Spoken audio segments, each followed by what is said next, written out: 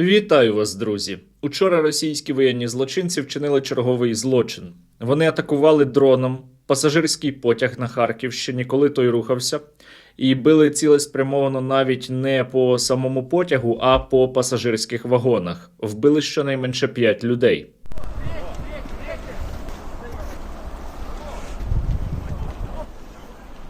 Оцю атаку росіяни здійснили керованими шахедами, а це означає, що росіяни точно бачили, куди вони б'ють. Вони цілеспрямовано атакували саме пасажирські вагони. Вже після атаки один із українських військових врятував із потягу немовля. Собирайся. Мамо, що дитятко де? Бери чемодан. До мене сюди. Не існує цензурних слів для того, щоб охарактеризувати росіян. Це вбивці, це терористи, це мерзоти, які не заслуговують на життя. До речі, учора американський президент не коментував цю подію. Натомість він сказав, що між Україною та так званою Росією відбувається зараз дещо хороше. Ми бачимо, що між Україною та Росією відбуваються дуже хороші події. Дуже хороші речі відбуваються у України та Росії. Вже далеко не вперше росіяни використовують керовані безпілотники для ударів по українській цивільній інфраструктурі і по пасажирських потягах зокрема. Для того, щоб керувати, наприклад, шахедами на великій дистанції, росіяни використовують або меж-зв'язок, це, якщо казати дуже спрощено, коли один безпілотник передає сигнал через інший, той через наступний, і це утворюється така система ретрансляторів, або ворог може використовувати наші системи LTE, тобто мобільний зв'язок українських операторів, або старлінки. Останнім часом на дронах типу Італмас почали фіксувати використання старлінків. Старлінки знаходили вже і на молніях. Я не можу казати усього публічно, але скажу так, міністр оборони України дуже оперативно включився у вирішення цієї проблеми, і я сподіваюся, що найближчим часом будуть результати. Але кожен із нас може допомогти знищувати як керовані, так і некеровані шахеди, як молнії, так і інші російські безпілотники, які сьогодні атакують Україну, і для цього я закликаю вас негайно задонатити на шахедоріз. Реквізити є, як завжди, в описі до цього відео, і ми зможемо закупити більше дронів-перехоплювачів. Ну і ще пам'ятайте, що мертві росіяни нікого не атакують, тому закиньте іще на русоріз. Реквізити там же.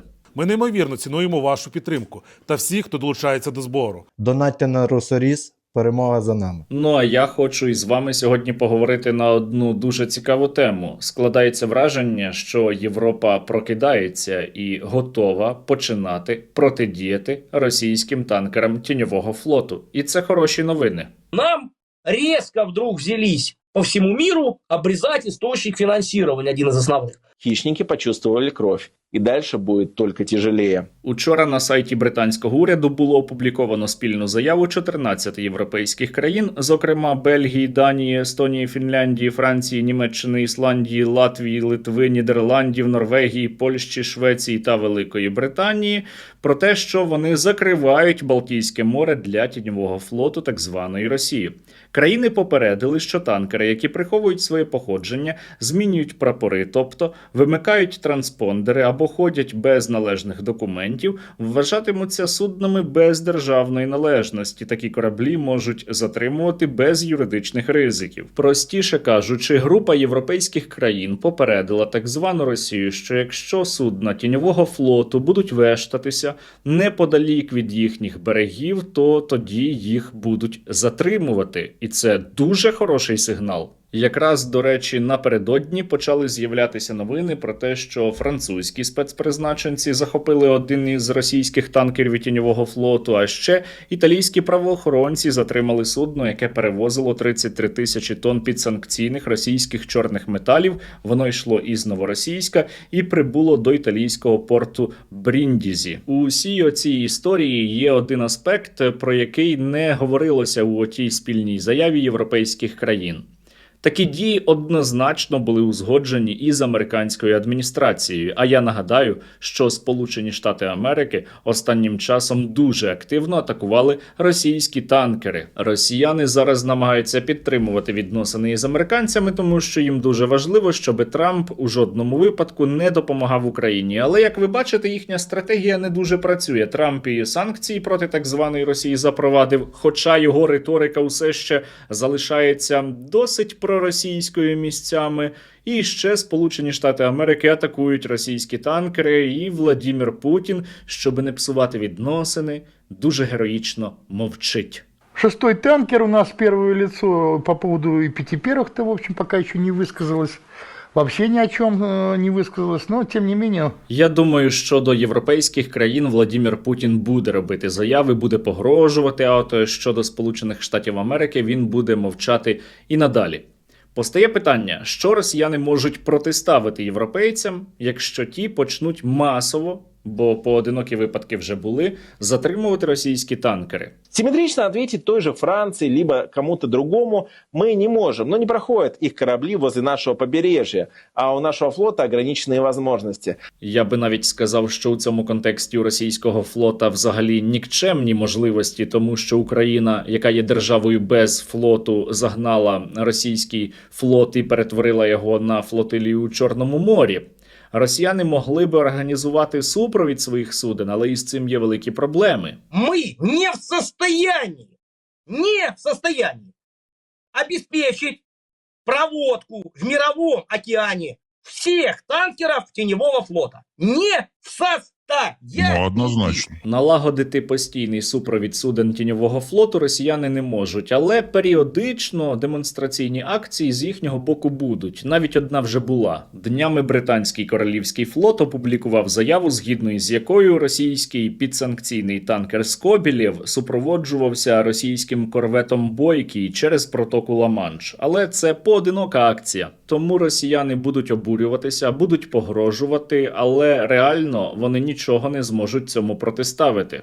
То есть мы можем только выразить сожаление, глубокую озабоченность, как одно известное ведомство, и продовжить свої діла. Європа зобов'язана активно протидіяти російському тіньовому флоту. І навіть не тільки тому, що важливо зупинити російсько-українську війну, щоб російська армія далі не нападала на інші країни Європи, а й тому, що росіяни вже зараз використовують свій тіньовий флот для організації диверсій, для обриву кабелів у Балтійському морі або для запуску безпілотників до Бельгії, Франції та інших держав. Фактично, так звана Російська Федерація вже здійснює, як зараз люблять казати, гібридну агресію проти країн Європи. Просто європейці бояться самим собі у цьому зізнатися. Эта война уже идет.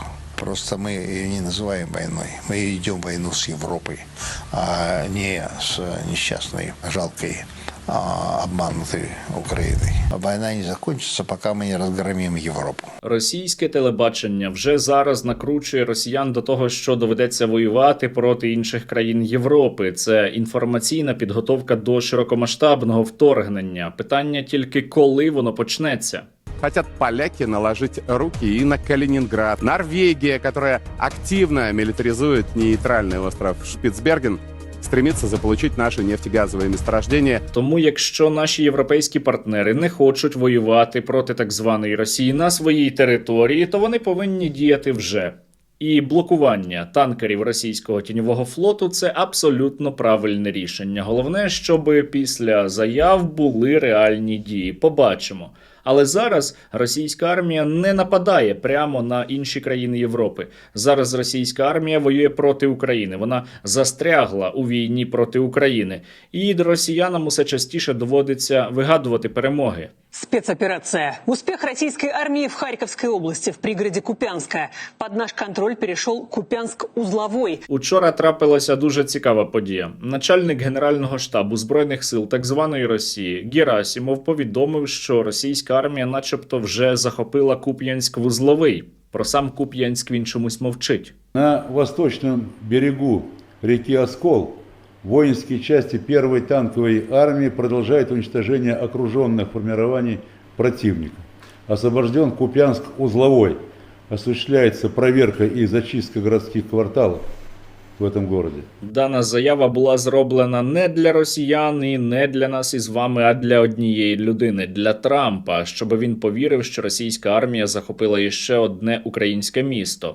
Але, за даними Deep State, російська армія зараз навіть не наблизилася до Куп'янська-Вузлового. Російські війська стоять за кілька кілометрів від міста, але вони точно не контролюють його. Навіть на околицях росіян немає. Але ви можете навіть не зважати на дані мапи Deep State, тому що самі росіяни малюють мапи, на яких Куп'янськ-Вузловий знаходиться не під контролем російської армії. Учора багато російських так званих воєнкорів обурилися заявою Герасимова, тому що це означає, що тепер населений пункт будуть брати, як у них кажуть, у кредит. Тобто, коли начальство заявило, що місто вже під контролем російської армії, а росіянам доведеться нести тепер дуже великі втрати для того, щоб підтягнути реальність під заяви командування. Але усе одно загалом ситуація на фронті залишається надзвичайно складною. Росіяни мають тактичні успіхи на Слов'янському напрямку, вони тиснуть на Покровському і Мирноградському напрямках. Росіяни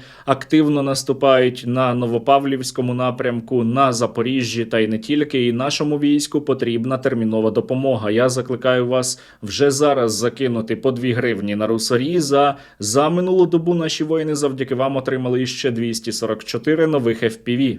Бажаю здоров'я! Ми військовослужбовці 11-ї бригади НГУ імені Михайла Грушевського. Дякуємо Сергію Стерненко та його спільноті за надані 24 дрони для збиття шахедів. Разом до перемоги! Шахедаріст триває! Слава Україні! Героям слава! Бажаємо здоров'я! Ми бійці 67-ї бригади. Хочемо висловити подяку благодійному фонду спільноти Стерненко за надання нам дронів-перехоплювачів. Завдяки ним над нашим українським небом буде літати менше ворожої нечисті. Слава героям!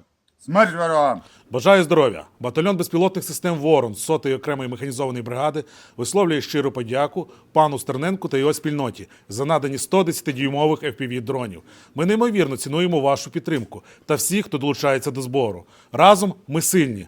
Дякую, що ви з нами! Слава Україні! Бажаю міцного здоров'я! Ми, бійці батальйону безпілотних систем «Роніни», хочемо висловити свою подяку благодійному фонду спільнота Стерненка за надані 100 FPV-дронів. Донатьте на русоріз, перемога за нами. Слава Україні! Героям слава, друзі! Із росіянами неможливо домовитися. Неможливо домовитися із терористами та вбивцями дітей. Росіян потрібно знищувати, і тільки так вони зупиняться у цій війні проти України. Тож для того, щоб російські окупанти горіли, я закликаю вас і далі допомагати силам безпеки та оборони України.